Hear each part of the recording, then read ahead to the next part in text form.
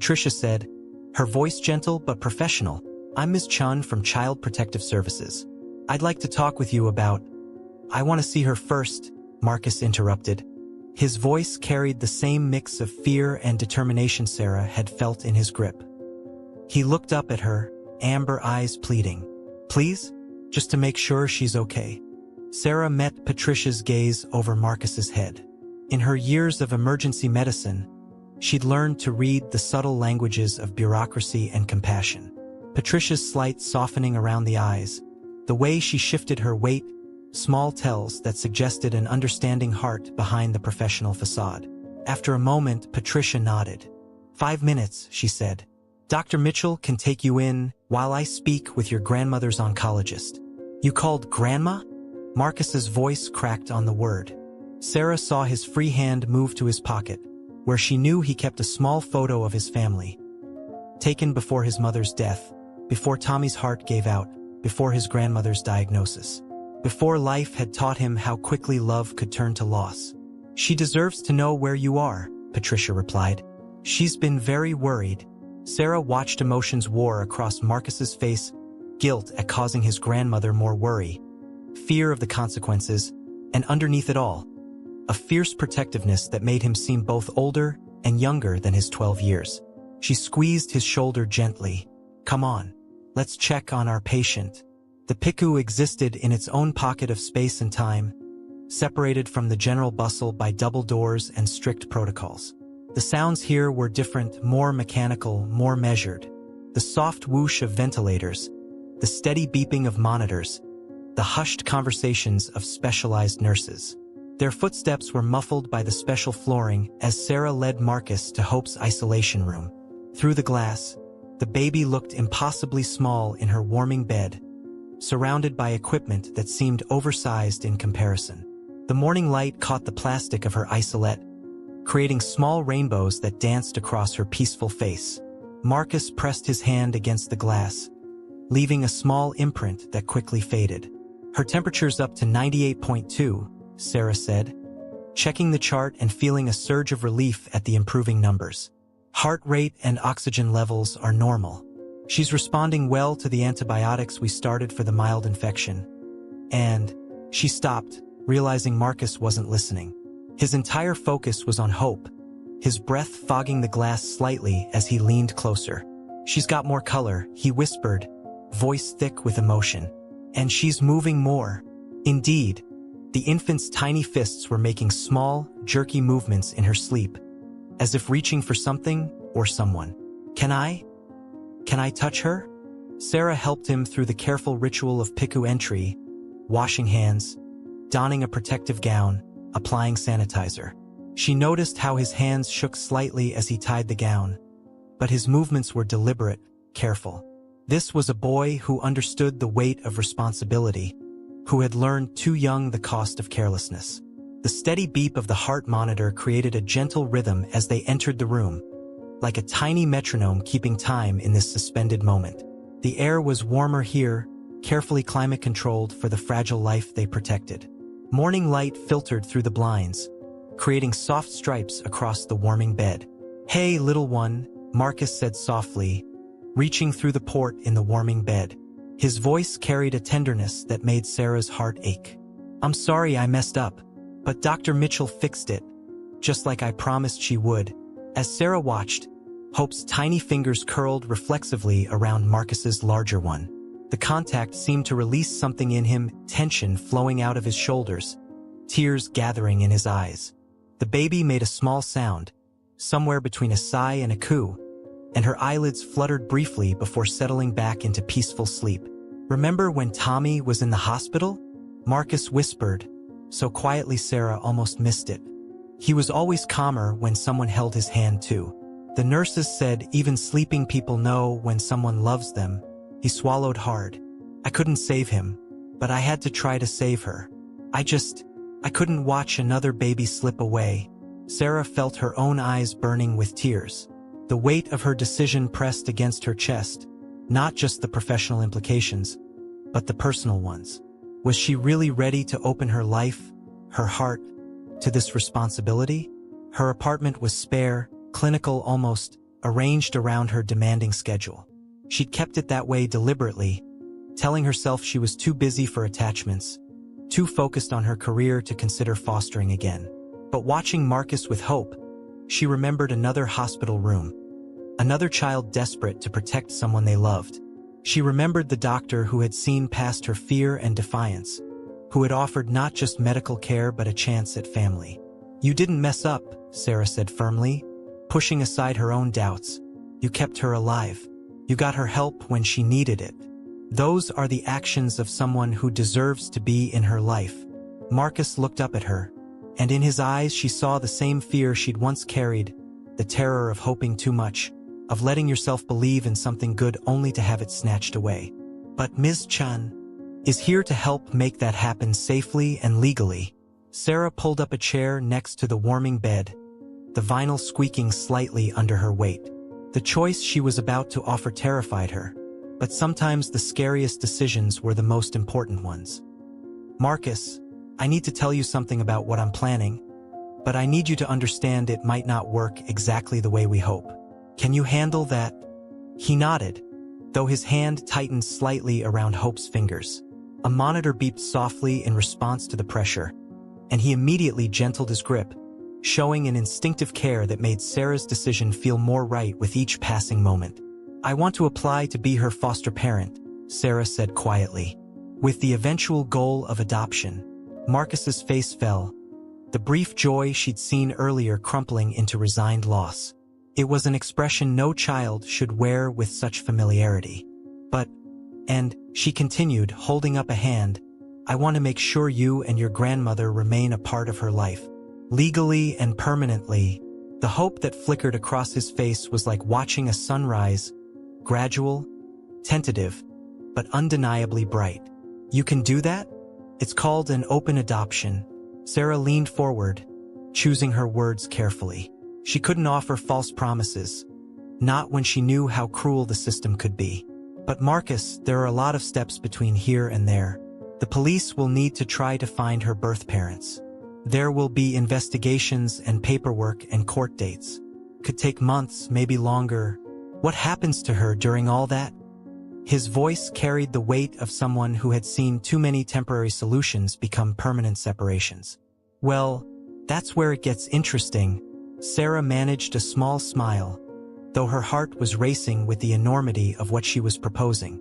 "You see, I'm already certified as a foster parent.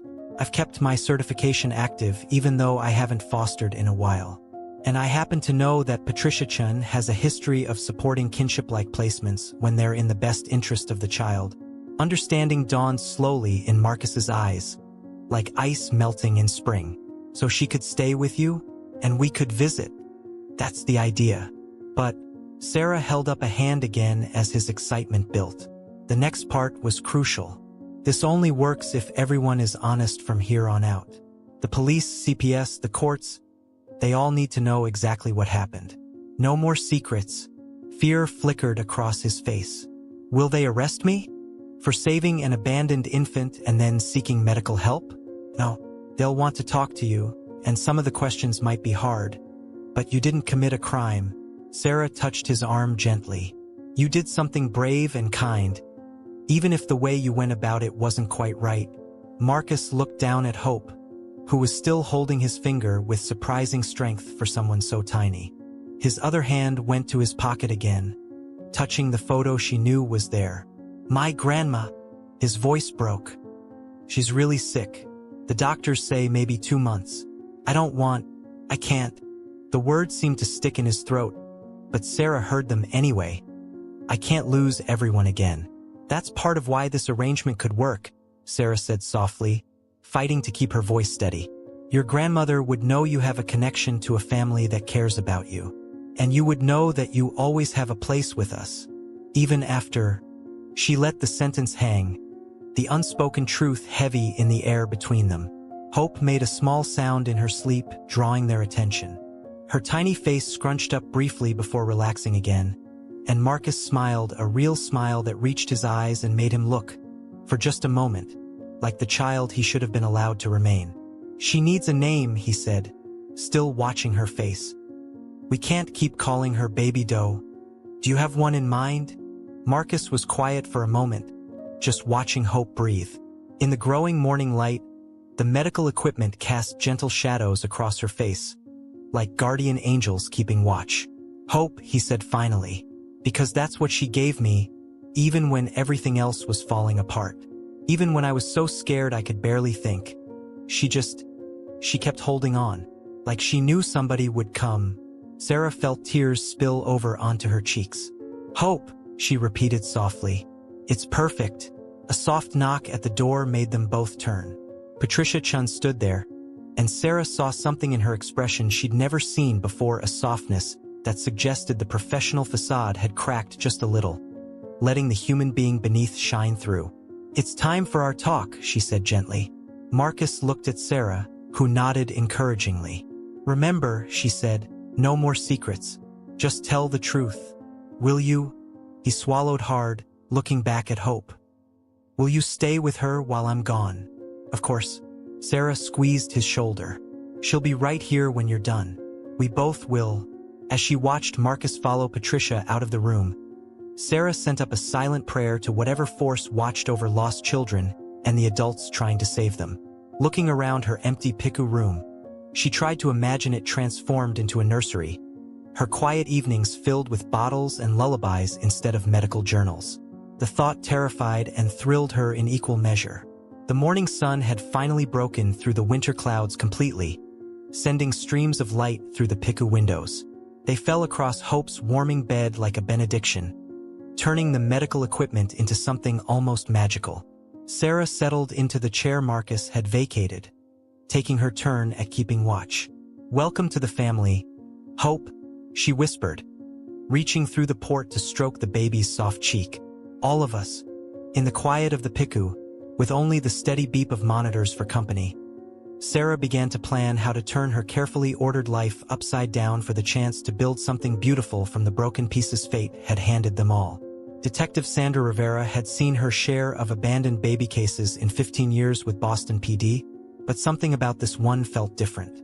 Maybe it was the way Dr. Mitchell hovered protectively near the interview room door, or how the boy, Marcus Thompson, sat with his shoulders squared despite his obvious exhaustion, as if preparing for battle.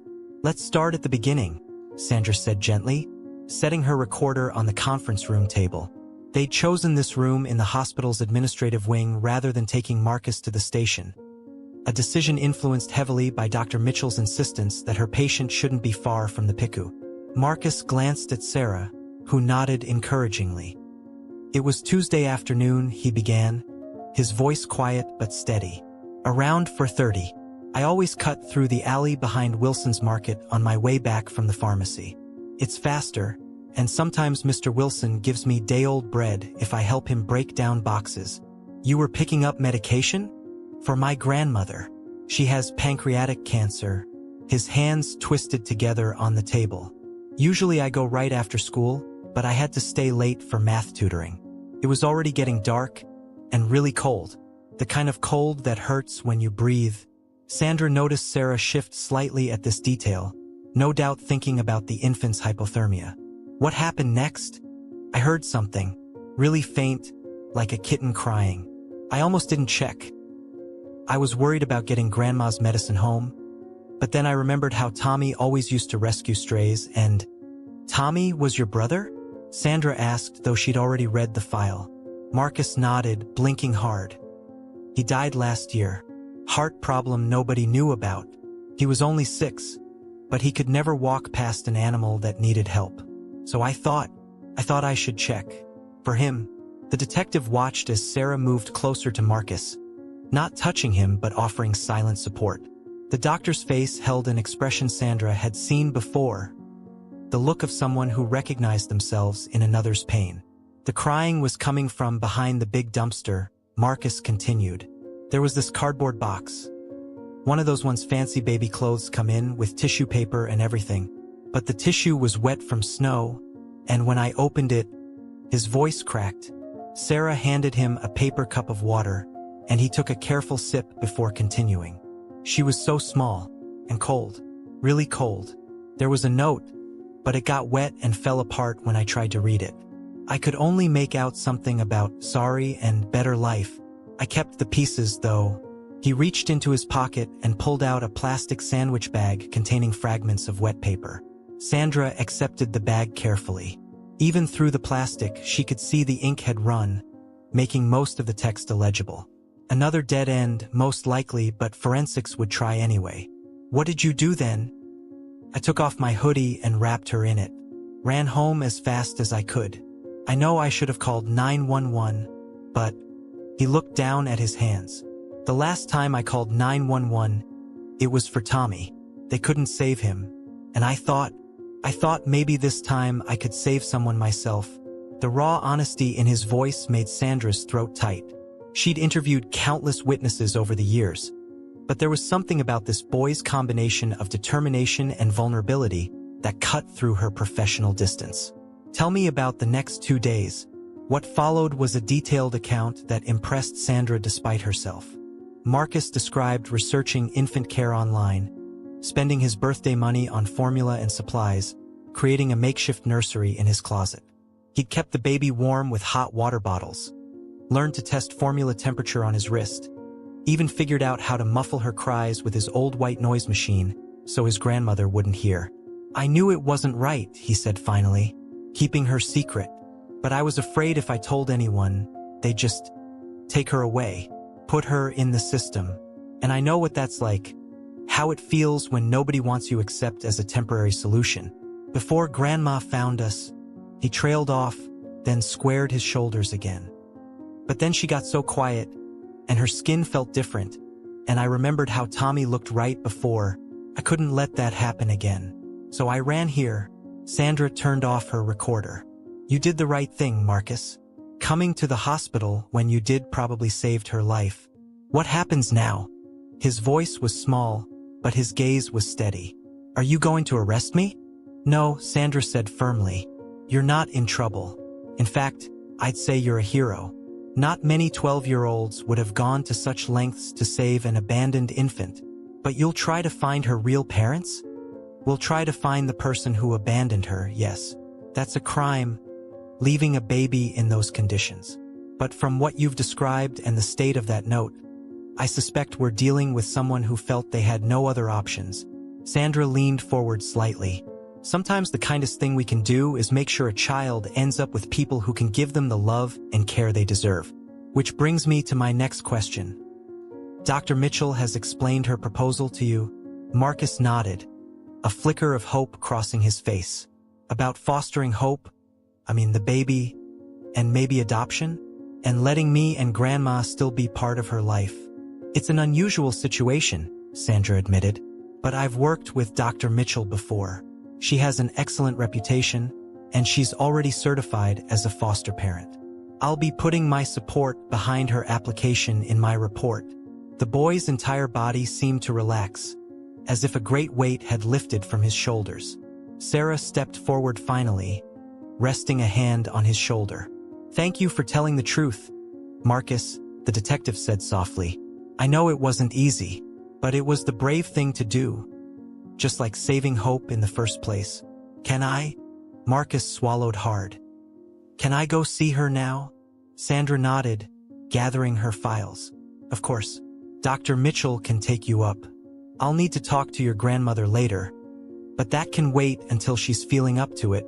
As she watched them leave, the boy walking tall despite his exhaustion, the doctor guiding him with gentle protectiveness, Sandra found herself hoping this case would be one of the rare ones where everything worked out as it should. In her line of work, happy endings were never guaranteed, but sometimes, just sometimes, broken pieces could fit together to make something whole and beautiful. She looked down at the bag containing the fragments of the note. Maybe forensics would find something useful, maybe not. But the real evidence of love and hope was currently sleeping in the PICU, surrounded by people determined to give her the future she deserved. Sarah's voice drifted back from the hallway. Come on, let's go see how Hope is doing. I think she's probably missing you by now. Sandra smiled slightly as she packed up her recorder. Some cases changed everyone they touched. This, she suspected, was one of them. 3 months after Hope was rushed into the emergency room on that cold February night, Sarah stood in what used to be her home office, now transformed into a nursery. The morning sun streamed through gauzy curtains, casting soft shadows on pale yellow walls. Where medical textbooks once lined shelves, now sat carefully curated children's books, many of them bearing bookplates that read from Marcus's library.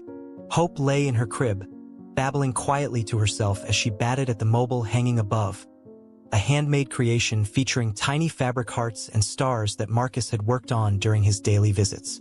At 5 months old, she was thriving, her dark eyes bright with curiosity and her infectious laugh becoming a regular soundtrack to Sarah's days.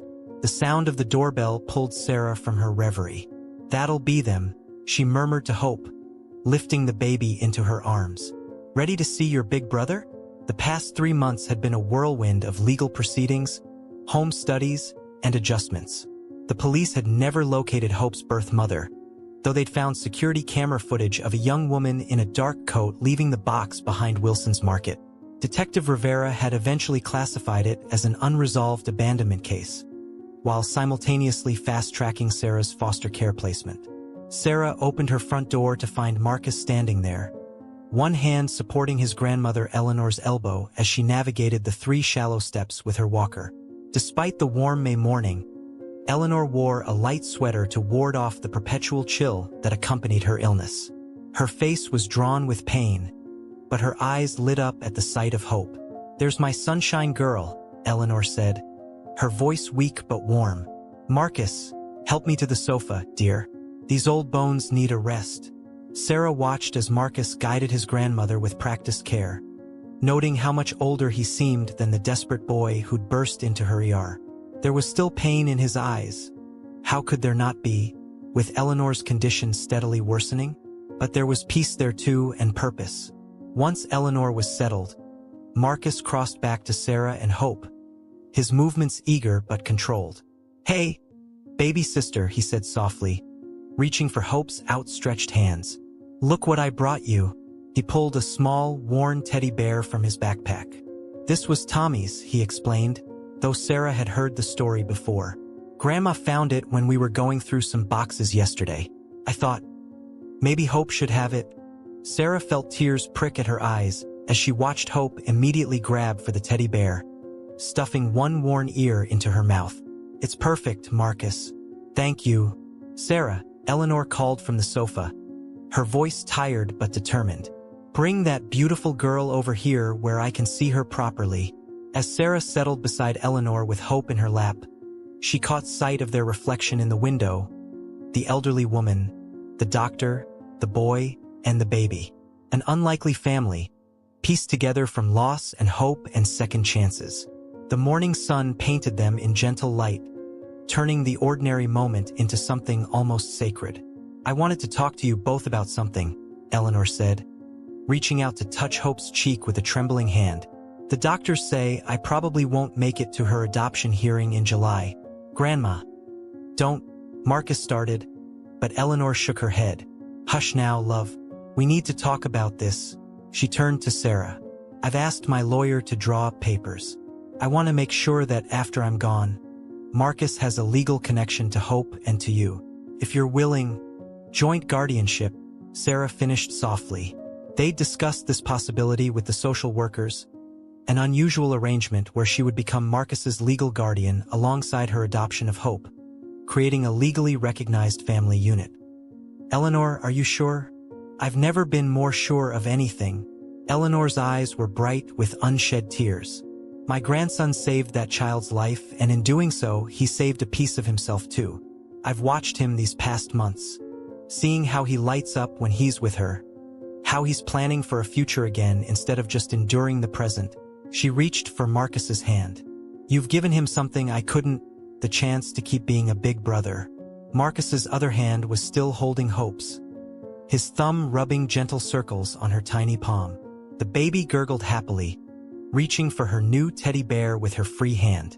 "But that's not all," Eleanor continued.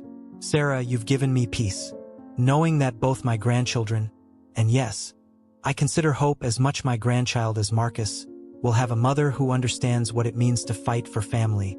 I can face what's coming with a lighter heart." Sarah couldn't speak past the lump in her throat. Instead, she reached for Eleanor's free hand, completing the circle of touch that bound them all together. Family isn't always what we expect it to be, Eleanor said softly. Sometimes it's what we build from the broken pieces life hands us. Sometimes it's a boy brave enough to run through the night with a baby in his arms, or a doctor wise enough to see past rules to what really matters. Hope chose that moment to let out a peal of laughter, reaching up to pat Marcus's cheek with her tiny hand. The teddy bear tumbled from her grasp, and Marcus caught it with the practiced ease of a big brother, making her laugh again. See, Eleanor smiled, though tears were sliding down her cheeks. She knows. She's always known who her family is. Sarah looked around at this unlikely gathering, the dying woman who had taught her grandson about unconditional love, the boy who had risked everything to save an abandoned baby, the infant who had somehow brought them all together. Through the window, she could see the spring sunshine painting her small garden in shades of new growth and possibility. So, Eleanor said, her voice growing tired but her eyes still bright, "What do you say, Sarah? Ready to officially become a mother of two?" Sarah looked at Marcus, who was watching her with a mixture of hope and fear that reminded her so much of that first night. "What do you think, Marcus? Ready to be part of this slightly unconventional family?" His smile was answer enough, but he said it anyway. "We already are a family. This just makes it official." Hope babbled in apparent agreement, reaching for the teddy bear again. As Sarah watched Marcus return it to her with infinite gentleness, she thought about how life's greatest gifts often came disguised as its greatest challenges. 3 months ago, a desperate boy had carried a dying baby into her ER. Today, that same boy was helping to build something beautiful from the ashes of loss. A family forged in crisis, strengthened by love, and sustained by the kind of hope that only comes when brave hearts refuse to give up on each other. "Yes," Sarah said finally, squeezing Eleanor's hand. "Yes to all of it." Outside, spring birds sang their morning songs, and somewhere in the distance, church bells began to ring. But the most beautiful sound was right here in this room, the mingled laughter of a baby who had been saved by love, and the boy who had saved them all by refusing to walk past a crying child on a cold winter night.